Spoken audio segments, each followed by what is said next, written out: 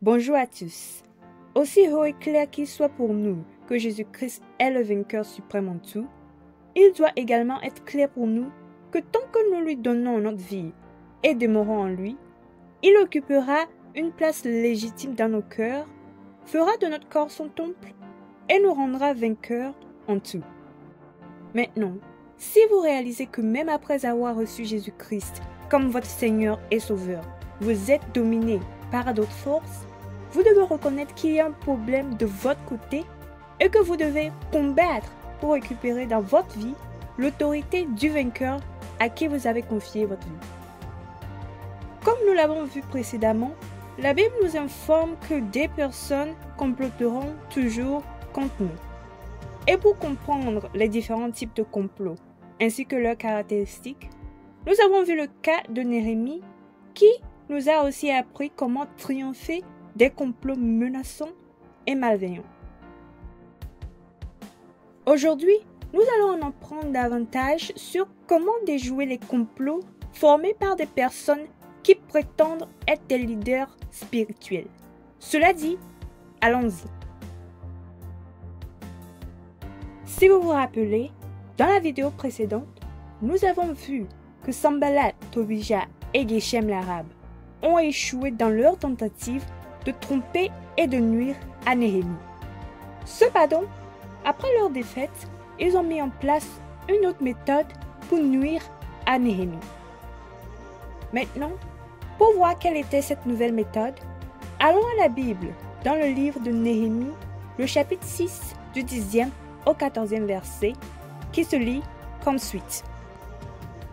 Je me rendis chez Shemaja, fils de Delaja, fils de Méhétabel. Il s'était enfermé et il dit, allons ensemble dans la maison de Dieu, au milieu du temple, et fermons les portes du temple, car ils viennent pour te tuer. Et c'est pendant la nuit qu'ils viendront pour te tuer. Je répondis, un homme comme moi prendre la fuite? Et quel homme tel que moi pourrait entrer dans le temple et vivre? Je n'entrerai point. Et je reconnus que ce n'était pas Dieu qui l'envoyait, mais il prophétisa ainsi sur moi parce que Sanballat et Tobija lui avaient donné de l'argent. En le gagnant ainsi, ils espéraient que j'aurais peur et que je suivrais ses avis et commettrais un péché, et ils auraient profité de cette atteinte à ma réputation pour me couvrir de propre. Souviens-toi, ô mon Dieu, de Tobija et de Sanballat et de leurs œuvres. Souviens-toi aussi de Noadia, la prophétesse, et des autres prophètes qui cherchaient à m'effrayer. Amen.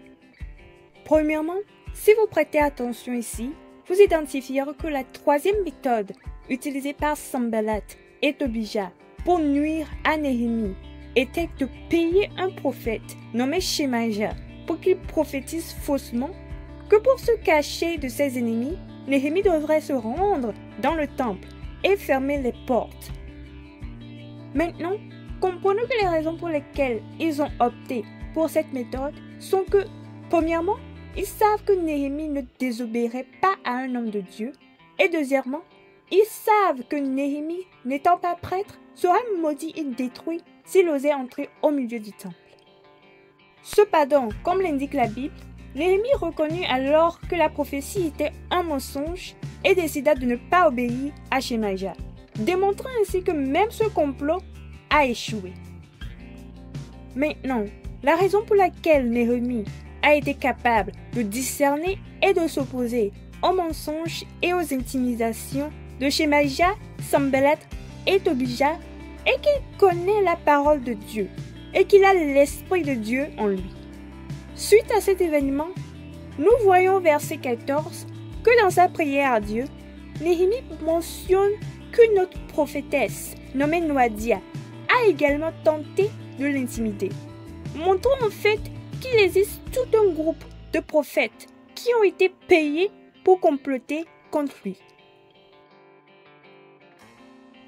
De nos jours aussi, il existe de nombreux soi-disant prophètes et pasteurs partout dans le monde qui, à travers leurs paroles et leurs prophéties, complotent pour nuire à la vie des gens, à leur foi et à la grâce qui leur est donnée d'avoir la vie éternelle. Cependant, bien-aimés en Christ, nous ne devons pas nous laisser emporter par leurs mensonges et leurs paroles douces, mais plutôt, nous devons nous lier d'amitié avec la parole de Dieu afin que nous puissions être remplis du Saint-Esprit et pouvoir discerner toutes choses.